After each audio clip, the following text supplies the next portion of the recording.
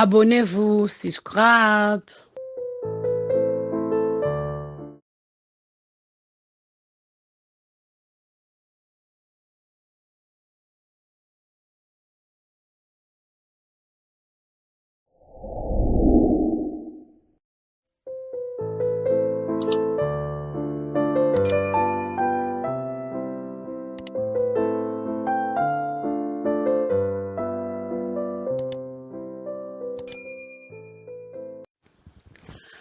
Abonnez-vous, subscribe.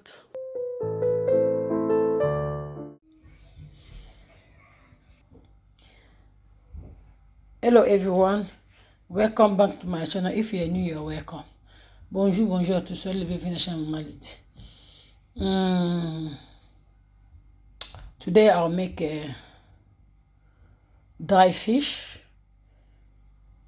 This is catfish, this tilapia. I'll make that dry fish. And then you see, I'll add just salt and then white pepper. Leo no sala ngolo ya ukauka na tilapia. Na rusai la kaka mungwa na black pepper. I'll add this my black pepper. Enough. White pepper. Salt. I need to mix together. Na melanjango. Après na ozonga la bino. Après na ki repelisa moto nanga.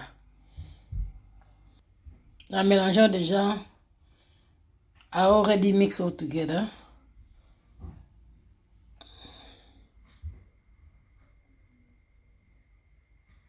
Ngoyo mona repelisa moto na tiba papier ba chasser et puis la bien après na ozonga. Après you see now my fire now is on. Yangona is on. Après na même ni nazoya. Moto epeli easy. Epeli bien. Epeli vraiment bien. Yango no tiango. Biso lelo na mo ebini awa imokota lelo na lobi awa ekauka pe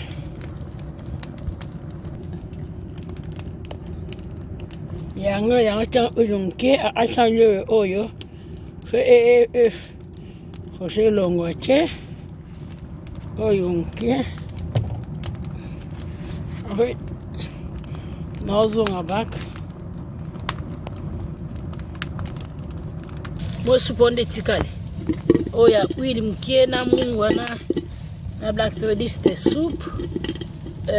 White pepper, salt and oil. Now you can see here. You see now.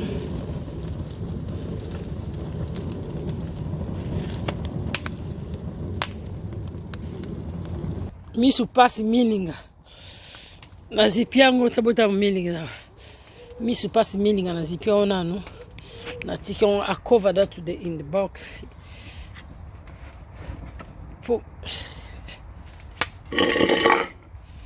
Milling and miss pass end. Na cover.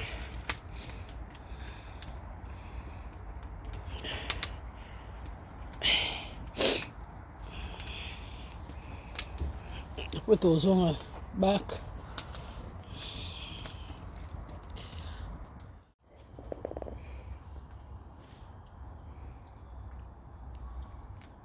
No la choy el ziksa chona ngo ya mai na chong panchwa eziksa po suko de pasa o somba lisus siko na tika kyon ana moneti moto na nga edimine pula nga himini ngesi moto ni moneke bebi na ndam moto za mkie edimine vraiment na fongi carton na nga edimine vraiment siko na ocha suba koni lisus bomondengeza ba ule na chepo moni ekanga te na balola pona bo video ya pe mulai na balola kiliboso na balola susu yango You can see now. You can see now. You know my father come down. I need to put more. There was some more bakon na susu.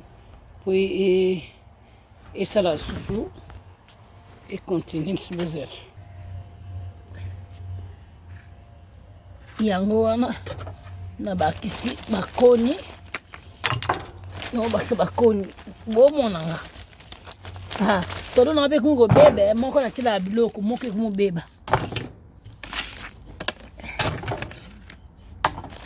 Etanga su moto ndambu. Kwezika teka ukamale malemba pito utika ngeka ukabien. Bomona résultat nango déjà na ozela ngo e mata lisusu na cheba kone mata lisusu moto e mata lisusu déjà tanga mbis na tana na sokola ki mbis na sobo kena chaîne ngai na laksa na ba video na ngebele na sande ba sokola mbis sobo ki kuna bo mona mena o video o na laksa na sokola mbis na mena sokola ngo biende na sokola tu ope na sokola ngo na vinaigre na nini na mungwa mais ça la appelle le citron mais la sokolon bon mais la kiste parce que na la sande na sokola mbis na nga subo lingbe bandi na sokola mbis na bokina vina subo mona. You know when I started to seasoning to put seasoning to my fish, I didn't show you how I wash my fish, but I already wash my fish, clean that like always I do. If you go to check to my video, another video of the fish things, salt fish, I show people how I can clean my fish, you know, how I did my fish. And then the same way you can do it. But this one, I don't want to repeat the same things, you know. That's why I didn't show you how I clean my fish. But I already have more videos on my channel, how to clean my fish. If you need to know, go to a video that I did salt fish. I saw how to clean my fish. Another video I make tilapia. Again, I show how to clean the fish the same way you can do it. Bande ko bazana besoin ba ke o ni beaucoup bo yasika ba bonasika o to rabona kalma o mona teska na skola mbisi na video bo vérifier na ba video belo oyo ya ba mbisi o mbisi ni surtout kaka ndenge na sokola ba mbisi na soka ndenge na sokola na sokoli so bo boye bango bota ba video wana po video na tena ngango teke ndenge na sokola mbisi na sokola na waza moto nge emata bona ozonga baka ngoyo na zi moto na kata ndako po moto desi dimnaki na changu na sala bongo na osala moto dimine na tika ona moto dimine kara ezobela kala moto mukena mininga na sala bongo après na pede na so moto kufi fo moto ngetikala mukemke na malembe yana tisu papier susu epele susu bakoni na bien omone na sala bongo anda so ki moto ni tango moto komanga na sewana poisson na to mbisi surtout kaka mone eki maizo kita la ma chaleur wana maizo kita malembe quand amona ekisika na lingi comité da baki susu moto mukie ndo moni moto ngone zoya mukie po banda susu na ziki yango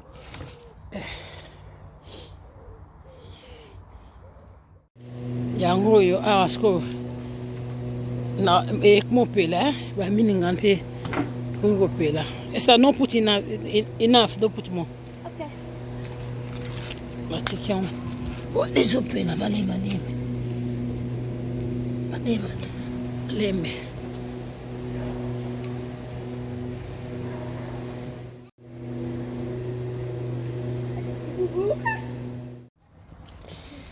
siko sobotali awawa na tiki moto na tiki za moto ya suka na tiki moto ya suka. This one the last fire put and then tina otika ngwe kauke pona uzonga wino back tika botande komi ni nicho de komi ndegeza okauka menan na tika fu moto suko yo evanda wana ti moto ne kufa après na uzonga back tango ko kauka bebe bien na uzonga bino tango kauka bien na uzonga bino bon nazonga le moment nde bus na ngai ekauka siko kosala biso eza mpasi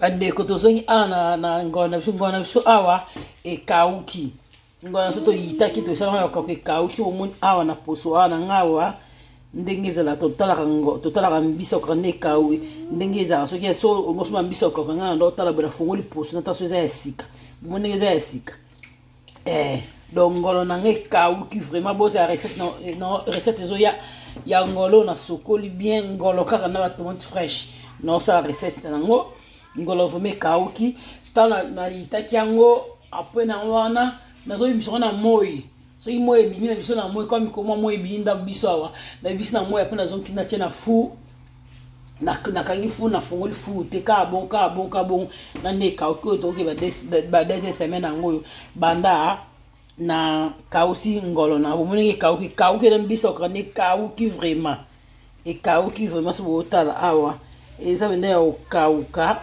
vraiment oyo tilapia oyo moko da tuto le eza pe ya okauka makasi tuto le deja yango oyo tala kaka banda na salaki nti lelo oyo pe oyo tala eza bende ya okauka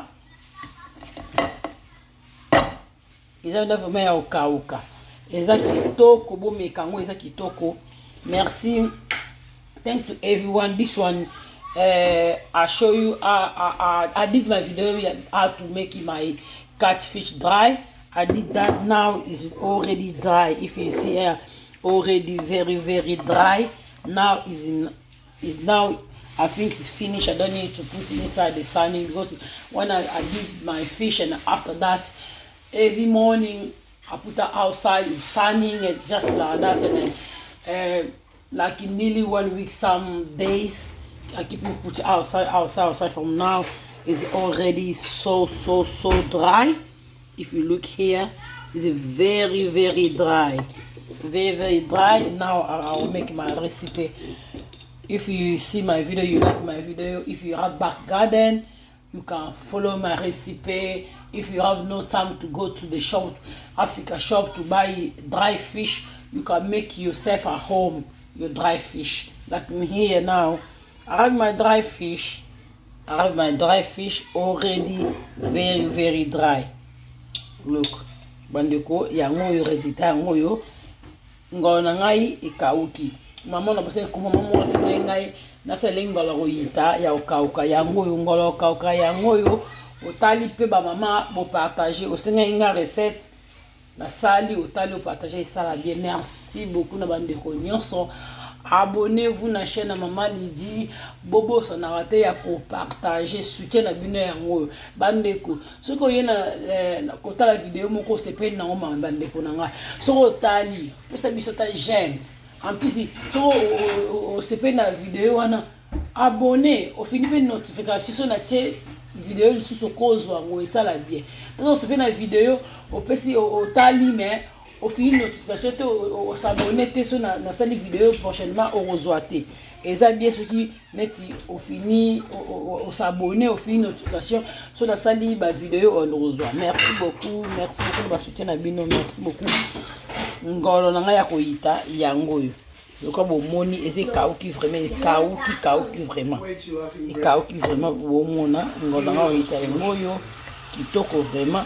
Merci beaucoup. Abonnez-vous na chaîne à Maman Lydie. Merci beaucoup. Bye.